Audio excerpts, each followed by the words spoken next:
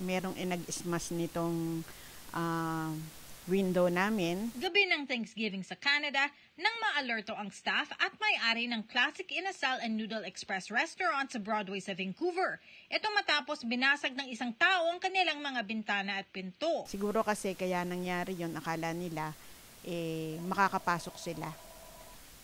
Dahil doon nila doon sa malapit sa pinto sa may bukasan. Sa takot ng business owner, nag-renovate agad ang negosyo para mag-install ng ilang mga security cameras. Naglagay din sila ng metal bar sa mga bintana at pinto para sa dagdag seguridad ng restaurant. Nagpalagay kami ng grill, and then meron kaming partner na yung Vivint na support. Hindi nag-iisa ang restaurant na ito sa mga negosyong nabibiktima ng krimen sa Western Canada, kung saan target ang mga maliliit na negosyo.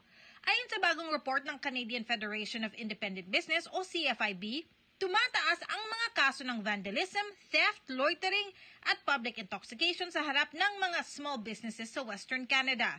At dahil dito, 6 sa bawat 10 small business owners daw ay may nakikitang mas malaking gastos para sa kanilang seguridad. Oo naman, dahil nga siyempre nakakatulong yun dahil katulad nung sa Vivint na yun, something happened dito.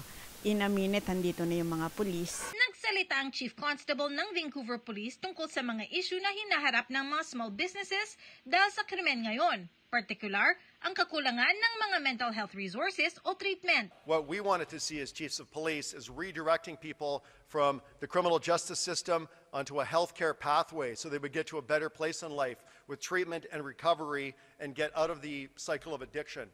That pathway is not as robust as it needs to be, and that is one of the issues that we're seeing with it right now. Ayon sa CFIB, kailangan magtulungan ang police, ang not-for-profit sector, ang gobyerno, pati na rin ang mga small business owners para magkaroon ng mga solusyon sa krimen sa komunidad.